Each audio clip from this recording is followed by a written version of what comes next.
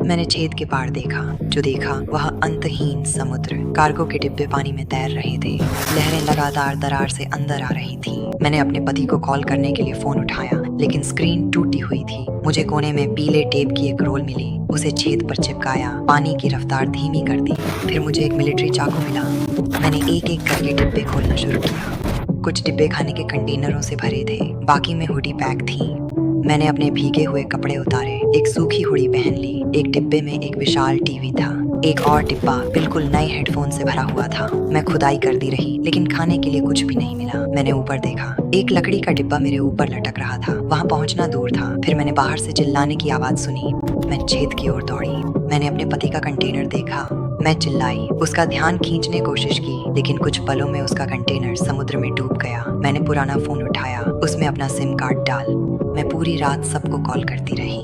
कोई जवाब नहीं मिला। आशा धीरे धीरे खत्म हो रही थी। मैं कोने में सिमट गई। मेरी आंखों में आंसू जल रहे थे। फिर मेरे पेट से एक हल्की लात महसूस हुई। वो मेरा बच्चा था, जो मैं अकेली नहीं हूँ। मैंने पेट को कस कर पकड़ लिया। मुझे जिंदा रहना था। मैं कंटेनर के सबसे ऊंचे हिस्से पर चढ़ गई, सिमट कर सो गई। लेकिन ठंडा पानी मुझे फिर से जगा गया। मैं ठीक समय पर पीछे कूद गई। वो लकड़ी का टुकड़ा जोर से गिर पड़ा। पानी उस दानों में भर गया। सांस लेने के लिए हवा नहीं थी। ये एक डरावना सपना था, लेकिन मेरा दिल लगातार धड़क रहा था। ये सब कुछ बहुत असली लग रहा था। मैं बैठकर मरने का इंतजार नहीं कर सकती थी। मुझे कुछ करना ही था। वो डिब्बा ऊपर था, मुझे उसे नीचे लाना था।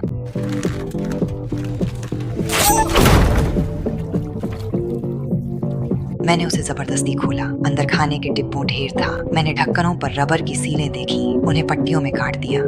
2 छेद बंद कर दिए। मुझे टीवी के डिब्बे में एक पाइप मिला, उसे छेद में से निकाल दिया। डिब्बों में इस्तेमाल कर पाइप से पानी बाहर निकाला। दीवार पर पीली टेप चिपका दी ताकि समय का हिसाब रखूं। मैंने सबसे ऊंचे पानी के स्तर को चिन्हित किया। मैंने मदद के लिए पुकारने की कोशिश की। कोई सिग्नल नहीं था, कोई नहीं आ रहा था, बस मैं ही थी। मैंने अपना बैकपैक चेक किया। ज्यादा कुछ नहीं बचा था। एक थर्मस, एक लाइटर। पता नहीं था कि ये मदद करेंगे या नहीं। फिर मेरा फोन बजा। वो था। उसने कहा ड्राइवर ने उसे रास्ते में उतार दिया था। यही उसकी जान बचा गया। उसने मुझे शांत रहने कहा। वो मुझ तक पहुंचने का रास्ता ढूंढेगा।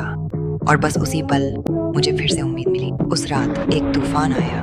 हवा, तौलिया, बिजली, चीनी का डिब्बा और मैं बच्चे को जन्म देने वाली थी।